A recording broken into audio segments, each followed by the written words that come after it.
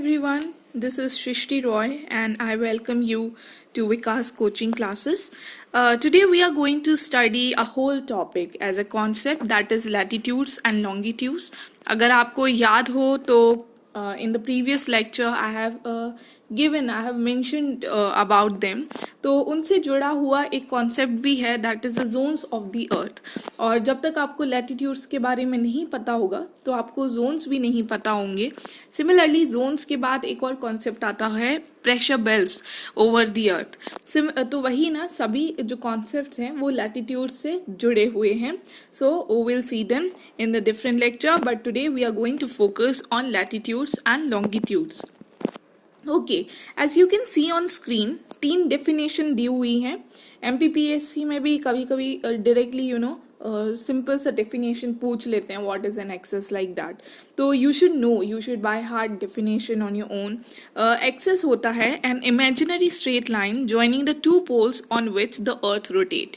एक मतलब एक लाइन है, ठीक है, it is just an straight line जो 2 पोल्स से गुजरती है जिस पर अर्थ रोटेट होता है. जैसे फॉर एग्जाम्पल आप अपने फिंगर को समझो, फिंगर के ऊपर you can rotate anything.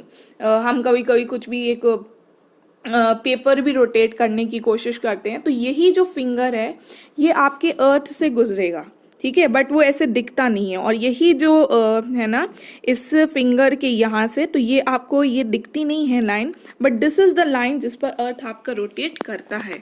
Similarly you have parallel of latitudes. Latitudes को हमेशा हम पैरेलल ऑफ लैटिट्यूड्स ही बोलते हैं. Imaginary lines running parallel to the equator. Parallel मतलब क्या होता है, जो कभी मिलते नहीं है. Okay, the lines that never meet each other. तो लाइक सिंपलर, तो ये जैसे आपका इक्वेटर है, तो इक्वेटर के जो पैरेलल होंगे वो पैरेलल ऑफ लैटिट्यूड्स होंगे. Similarly meridian of longitude. Meridian of longitude means imaginary lines running from pole to pole.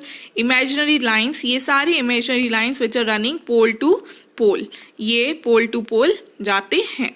Okay, and obviously they would never meet.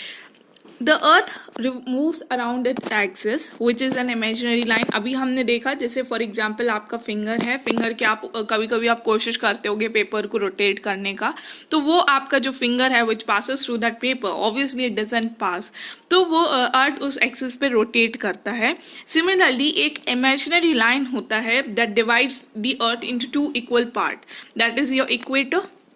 And those 2 equal parts क्या हैं, जो northern half होगा उसको हम क्या बोलते हैं, जो नदर्न हाफ होगा उसको हम क्या बोलेंगे, नदर्न हेमिस्फीयर. और जो सदर्न हाफ होगा उसको हम क्या बोलेंगे, सदर्न हेमिस्फीयर. अच्छा, एक एक्सरसाइज आपको देते हैं, इफ यू वांट आप मैप खोलकर जनरली ऐसे देख सकते हो एंड यू कैन सी कि इक्वेटर के ऊपर मतलब 0 डिग्रीज के ऊपर कौन कौन से कॉन्टिनेंट्स हैं, ओशंस हैं. ऑब्वियसली थोड़ा सा आप प्लेस भी देख सकते हो. You should also see, there is a question for you कि इंडिया किस हेमिस्फीयर में आता है. Okay, there is a question for you. I hope if अगर आप लेक्चर देखो तो आप please try to comment in the box कि इंडिया किस हेमिस्फीयर में आता है. Okay, so equator is an imaginary circular line and it is a very important reference point to locate places on the earth.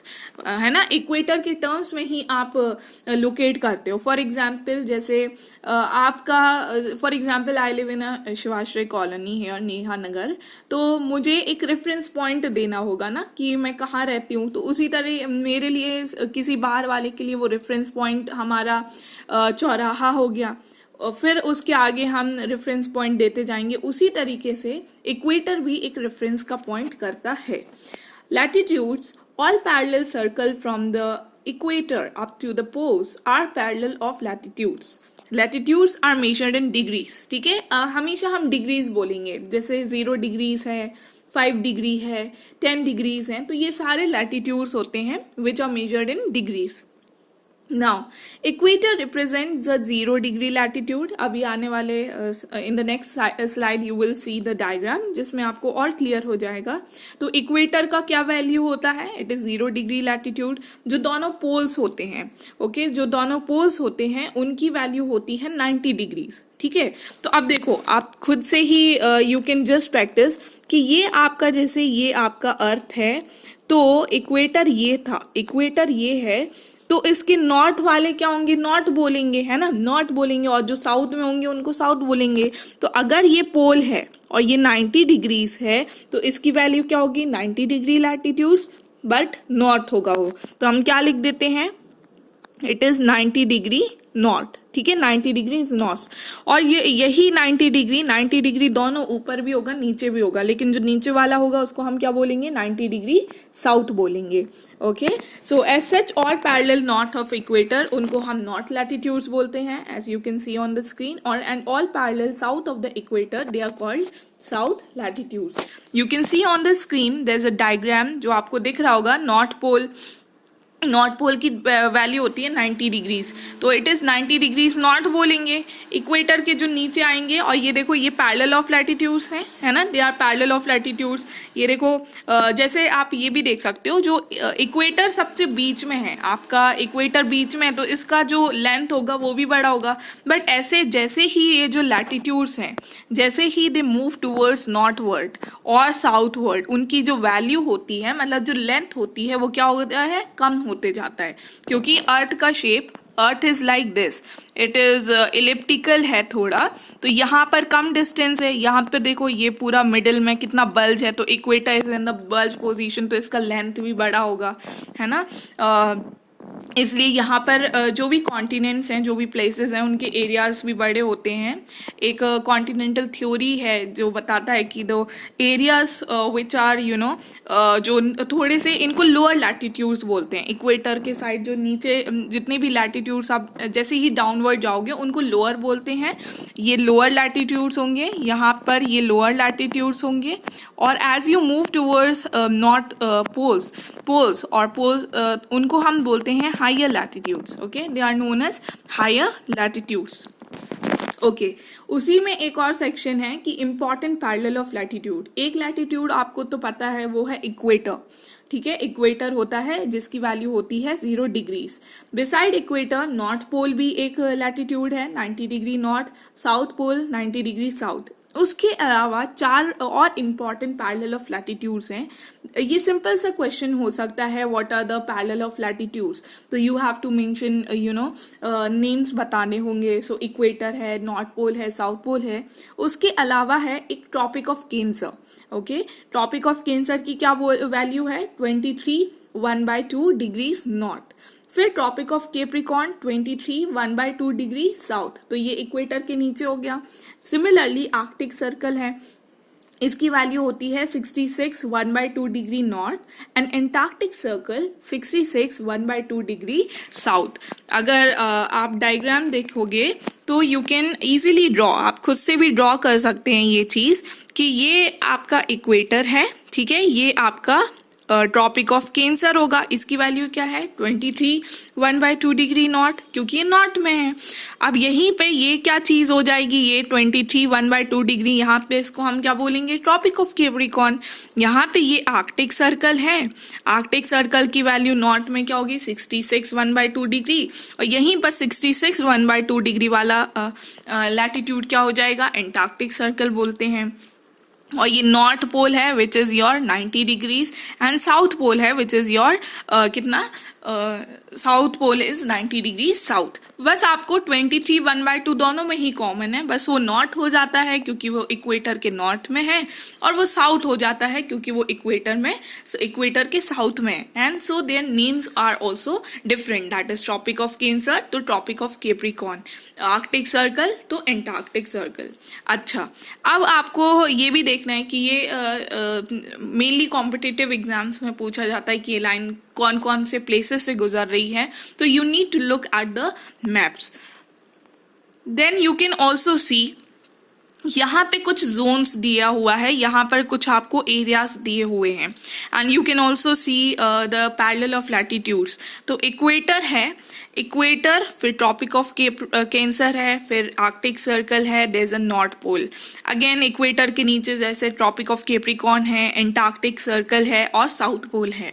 So the area, अब ये Jones होते हैं, इन Jones को हम बोलते हैं हीट जोन्स ऑफ द अर्थ।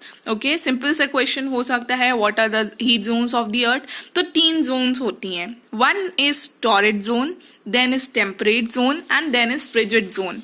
अब देखो टॉरिड जोन है बिटवीन, देखो ट्रॉपिक ऑफ कैंसर और ट्रॉपिक ऑफ कैप्रिकॉर्न के बीच में, that is the torrid zone. इसलिए है क्योंकि लास्ट लेक्चर में आपको बताया था कि जो अर्थ है आपका थोड़ा सा it is in the axis, जो उसकी एक्सिस है वो स्लाइटली टिल्टेड है और सन के रेस पड़ते हैं, है ना.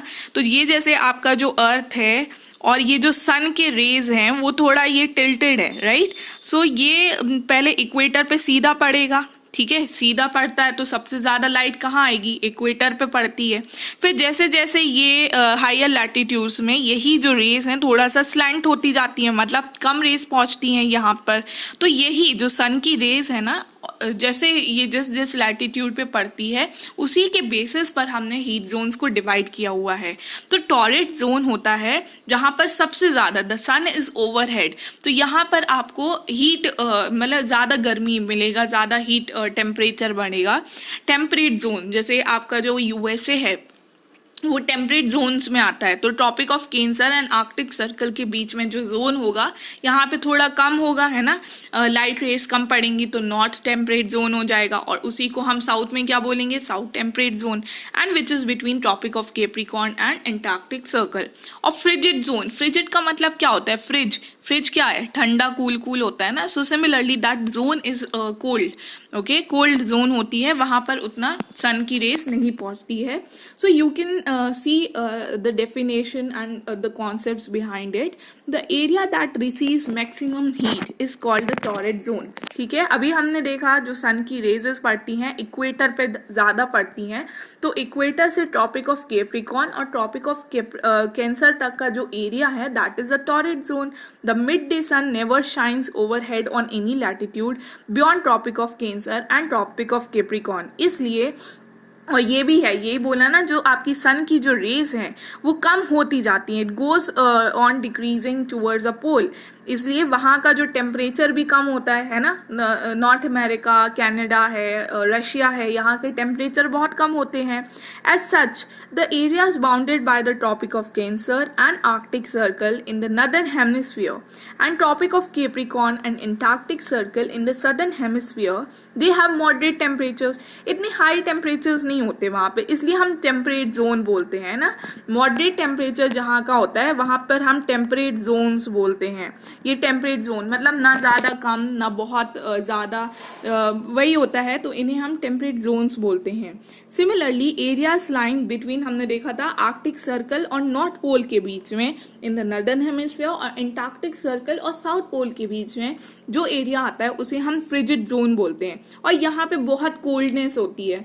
पोलर बेयर है ना, पोलर बेयर इन जोन्स में मिलेंगे क्योंकि वो यहीं पर मिलते हैं, वो कोल्ड कंडीशंस को ही अडेप्टेड होते हैं.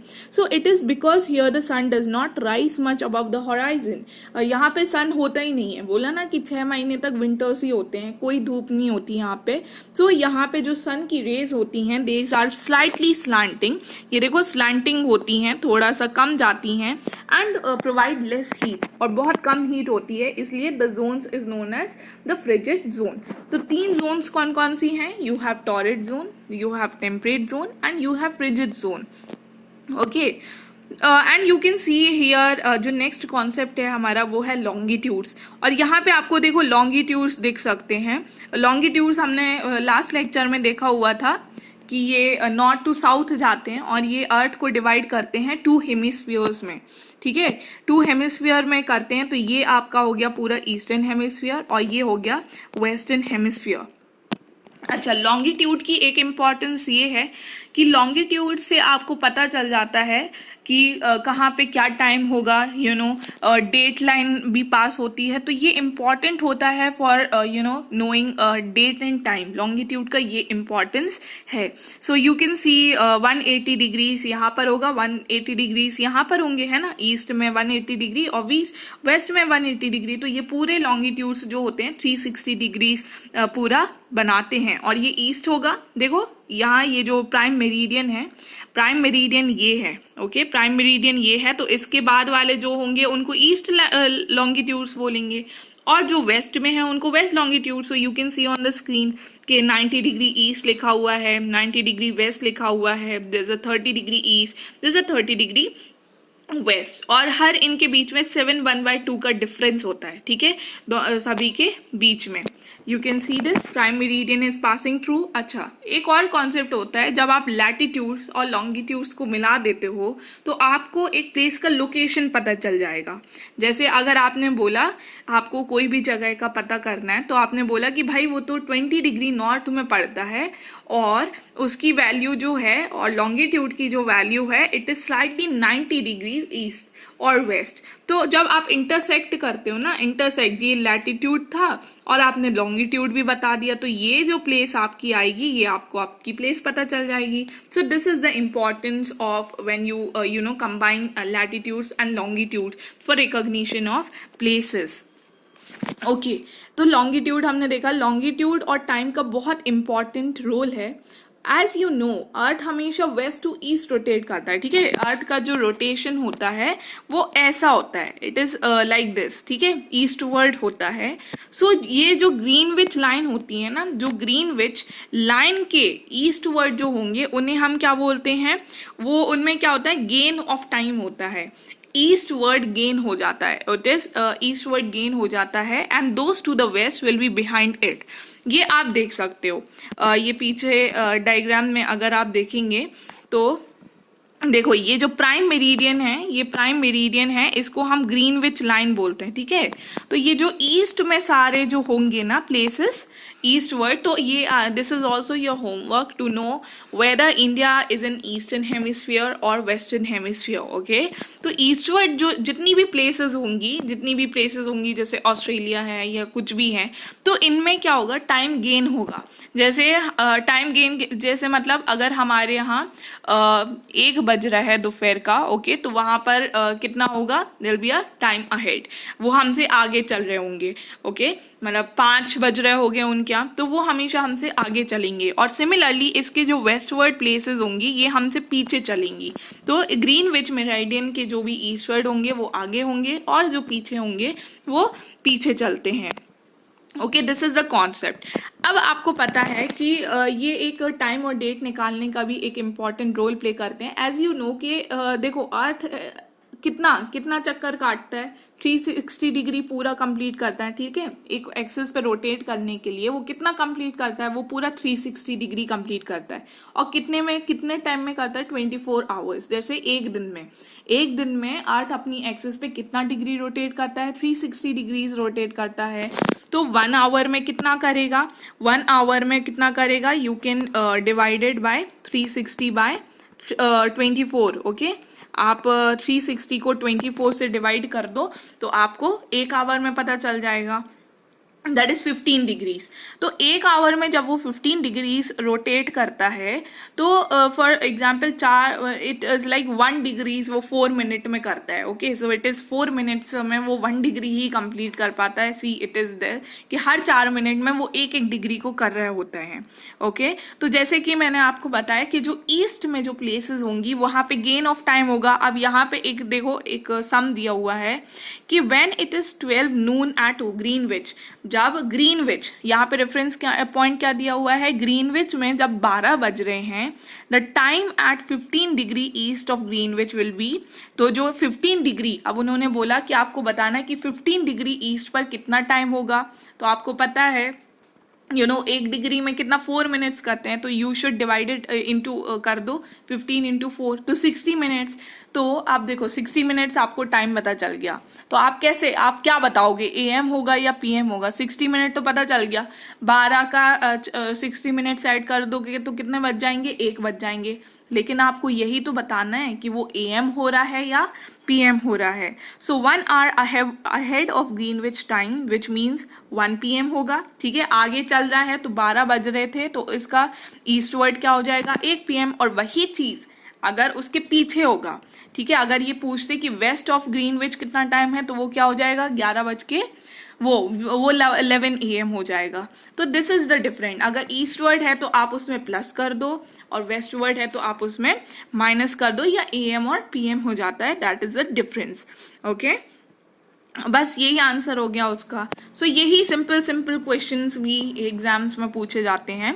अच्छा, एक होता है क्योंकि आपको पता है कि हमारा पूरा जो वर्ल्ड है ना वो डिफरेंट टाइम जोन्स में डिवाइडेड है। ऐसा नहीं, प्राइम मेरिडियन थोड़ी ना हर देश से गुजरती है, तो हर कंट्री से एक कुछ लैटिट्यूड गुजरता है, ठीक है, हर कंट्री से। तो जैसे फॉर एग्जांपल ये आपका ये slightly I know how to draw, ये नॉर्दर्न नॉर्थ अमेरिका है, ये आपका साउथ अमेरिका है। Here is your okay, this is your this is your Africa continent है, और यहाँ पे आपका इंडिया होता है, ठीक है, दिस इज योर इंडिया, और यहाँ पे ये आपका ऑस्ट्रेलिया है।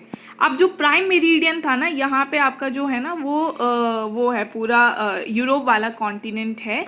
तो प्राइम मेरिडियन तो यहाँ से गुजरता है, okay, this is the prime meridian. लेकिन हर एक प्लेस से एक मेरिडियन गुजरेगा, तो यहाँ से तो वो यहाँ इनका लोकल टाइम होगा। तो इसी तरीके से हमारे इंडिया में से जो मेरिडियन गुजरता है वो उसका इंडियन स्टैंडर्ड टाइम हो जाएगा। वो क्या हो जाएगा? उसका Indian standard time.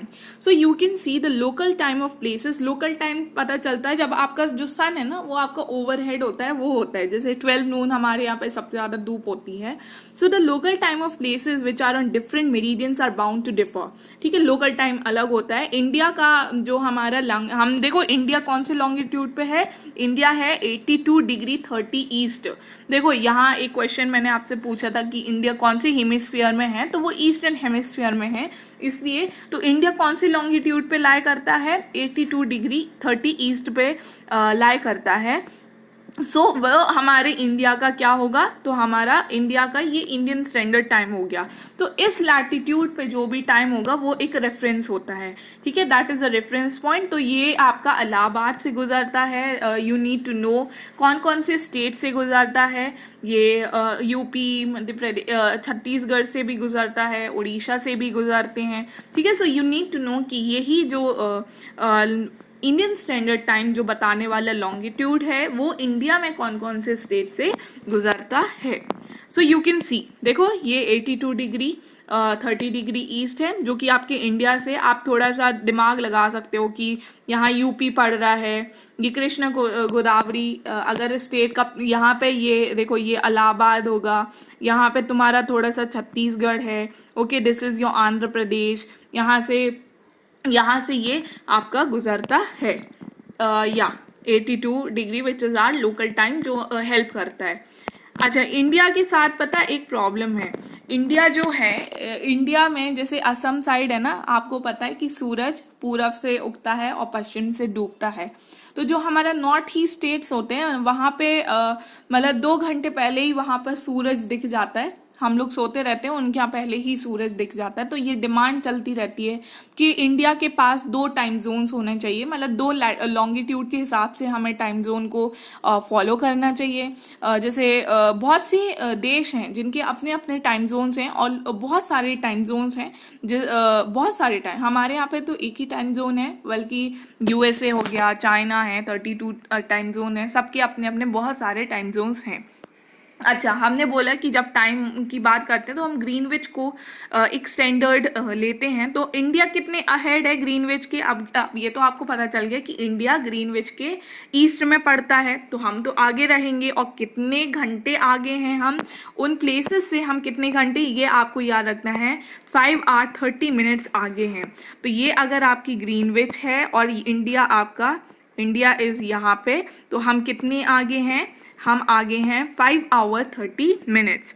And the earth has been divided into 24 time zones of 1 hour each, ठीक है। और आपको पता है 1 आवर में अर्थ कितना रोटेट करता है? 15 डिग्रीज, है ना। और 1 डिग्री वो कितने टाइम में करता है? 4 मिनट्स में। तो यू शुड नो कि the earth has been divided into 24 time zones. हर किसी की 1-1 घंटे की है, और ईच जोन, वो एक जोन मतलब 1 घंटे में वो कितना कवर करता है? तो 15 डिग्री लैटिट्यूड का ही डिफरेंस या लॉन्गिट्यूड का ही डिफरेंस होता है। सो आपका इंडिया कितने घंटे अहेड है? तो उन प्लेसेस से मतलब हम आगे चलते हैं।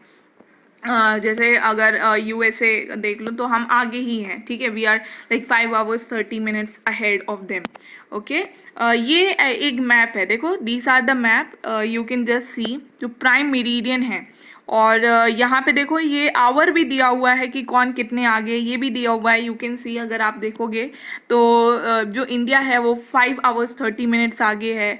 अब इंडिया के अहेड भी कुछ प्लेसेस होंगी, इंडिया थोड़ी ना अकेला है ईस्टर्न में, उसके आगे भी, तो वो भी इंडिया से आगे चलते हैं। जैसे ऑस्ट्रेलिया आप देख सकते हो, ऑस्ट्रेलिया में 3 टाइम जोन्स हैं, इंडिया में तो एक ही टाइम जोन। ये जो लाइंस लॉन्गिट्यूड्स है ना, ये टाइम जोन बता रहा है। ऑस्ट्रेलिया में 3 टाइम जोन्स हैं। ओके, ये और ये वेस्टर्न में है यूएसए, तो इसलिए, और ये एक इंटरनेशनल डेट लाइन है, ये पास कर रही है, ये डेट्स के लिए बताता है। डेट्स जो हैं एक आपकी अहेड चलता है, मतलब अगर आप, ऐसा होता है कि ईस्टर्न हेमिस्फीयर में अगर आपने किया तो आप आगे हो गए, और जैसे ही आप वहां हुए तो आप पीछे हो गए। So you have gain a day and you have lost a day.